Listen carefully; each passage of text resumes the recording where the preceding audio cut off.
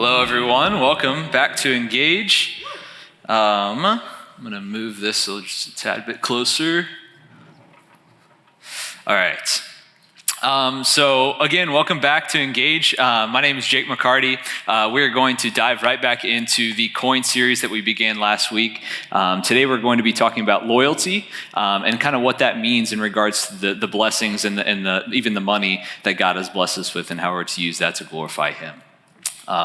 So until about 6 or 7, probably similar to a lot of us here, growing up, I had no concept of money. I always knew what I wanted, but I didn't really know how to get that stuff. It was always given to me from my parents or, from Santa at Christmas or at birthday parties and things like that. So I always wanted the next Hot Wheels car, or I was really into baseball and football cards. So I always wanted the next best baseball or football card set. But I never really realized the things that it took, the work that it took to obtain that amount of money to buy those things.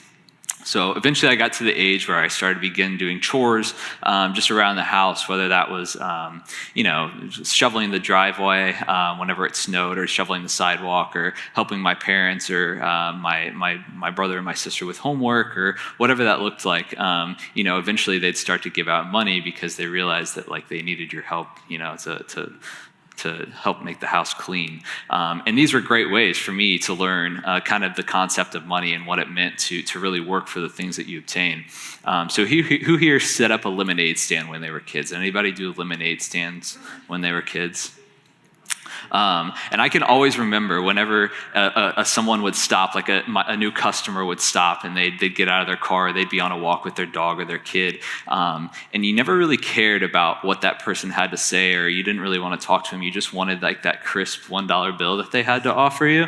And so you'd hand this person, their extra small styrofoam cup of lemonade that you made with the dust from the Minute Maid lemonade, and your hands would be sticky, the cup would be sticky. It's the lemonade's lukewarm, and so you just get this money, and that's the only thing that you care about. They'd go on their way, and you'd look down at your styrofoam cup that acted as your cash register, and you look down at it, and you realize that you're rich at that point. And so you look down at your newly acquired wealth, and you think about all the things that you're going to buy next with them. So for me, it was always I was going to buy my next pair of Nike Shox. Those were really big when I was a kid. Nike Shox, anybody familiar? No? Yeah? Okay. And then an Under Armour shirt, or again, the next video game, next Call of Duty or something. And so I would always want to know what I could buy with my money. And so eventually I would use that money, and I'd be right back at zero again. And so it's just kind of it's an ever-going cycle. And so not much may have changed between now and then when we didn't have much money as kids and now. So even today, to some people, I probably don't have a lot of money, and maybe that's the same thing with you guys. You might be still hovering around that $0 mark, or maybe you guys do have hundreds of dollars or thousands of dollars, whatever that might be. This topic is still really relevant to a lot of us in our lives today. This topic of money and generosity is still very relevant. And whether you do or you don't have money, it's not really what matters. What matters is what you're doing with that money. It's super important to begin thinking about this now rather than later, because forming healthy habits with your money now allows you to know the basics of how to be faithful with the money that God's blessed you with. And then once you're finally able to, once you get to be an adult and you have a full-time job, once you're able to do and begin amassing wealth, you'll know how to be a better caretaker of your money. And so the main question that I want to talk about tonight is, am I loyal to God with my money? What am I doing with the money that God has blessed me with?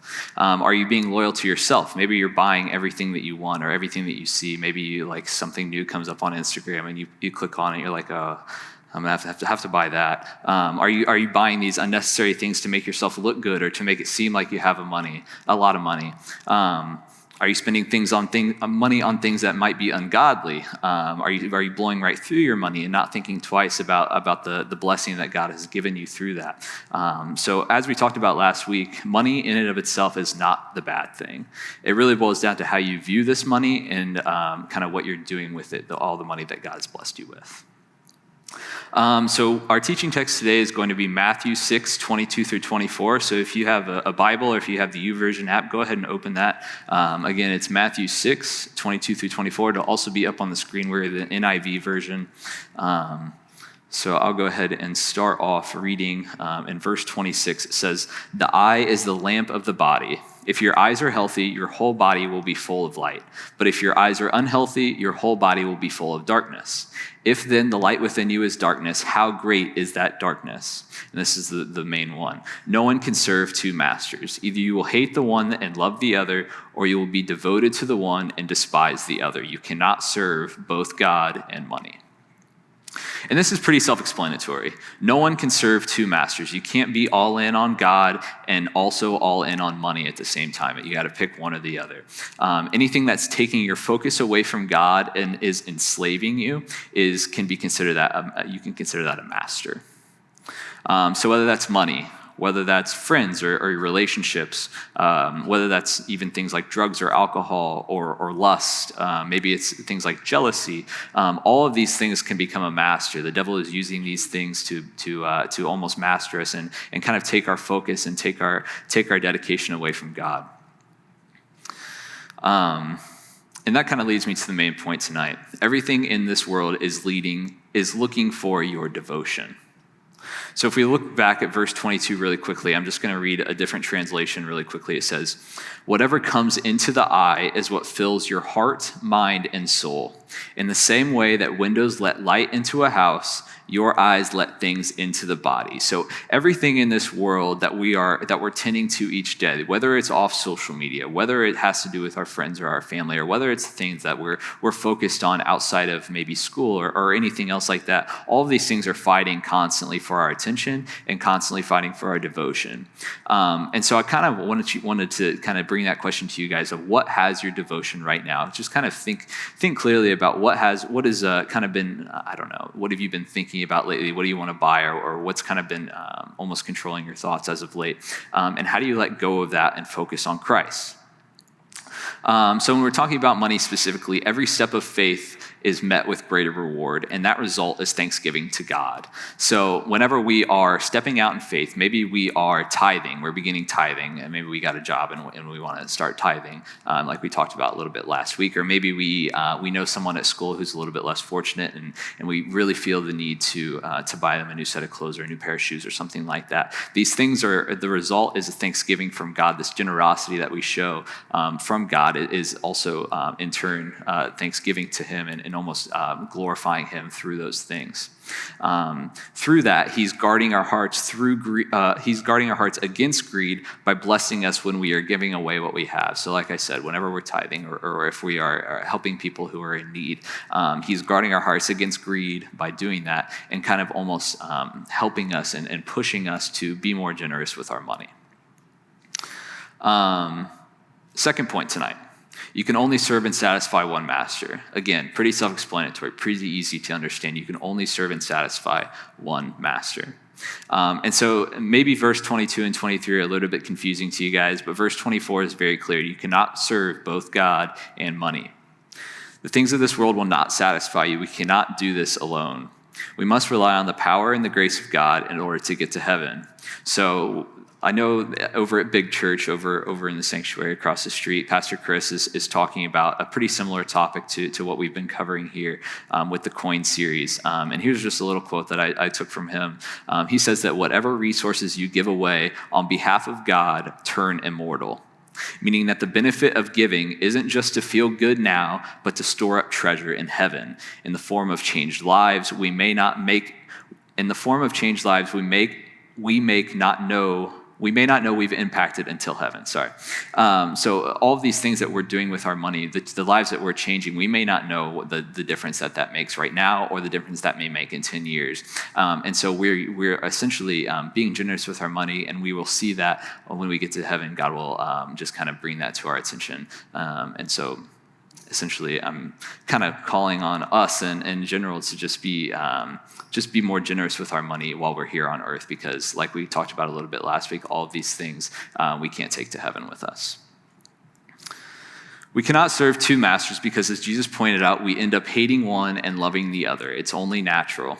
Opposing masters demand different things and lead us down different paths. The Lord is headed in one direction, and our flesh and the world are headed in the other direction. And a choice must be made. When we follow Christ, we must die to everything else, or we won't make it. We will be like some of the seeds in Jesus' parable. Only a portion of those seeds actually end up bearing fruit. So some sprouted at first, but then they withered and died, and because they were not deeply rooted in good soil. So if we attempt to serve these two masters, we'll have these divided loyalties where we really won't be able to serve God because we'll be focused on all the other things that may be pulling away our attention. When the difficulties of discipleship clash with the lure of fleshly pleasure, the magnetic pull of wealth and worldly success will draw us away from Christ. So all of these things are taking our devotion and our attention away from Christ. The call to godliness goes against our sinful nature, and only with the help of the Holy Spirit can we remain devoted to one master. If we can go to the fifth slide, I have a quote from John Piper. He wrote a book called Don't Be Anxious, and I just wanted to kind of show that and read that to you guys really quickly. So Piper says, there is something about God and money that makes them tend to mastery. Either you're mastered by money and therefore ignore God, or make him a bellhop for your business, or you're mastered by God and make money a servant of the kingdom. But if either tries to master you while you are mastered by the other, you will hate and despise it. This is why Jesus said, it is hard for a rich man to enter the kingdom of heaven. Much money makes a cruel master. So the bottom line here tonight, our ultimate loyalty is to God alone, and it cannot be divided. All of these things that the devil is trying to use us to take our attention away or our devotion away from God, the devil is trying to use these things.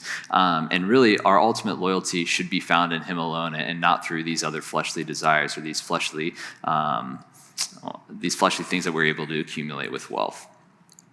When we're in a right relationship with Jesus, then your perspective changes about spending, giving, and saving.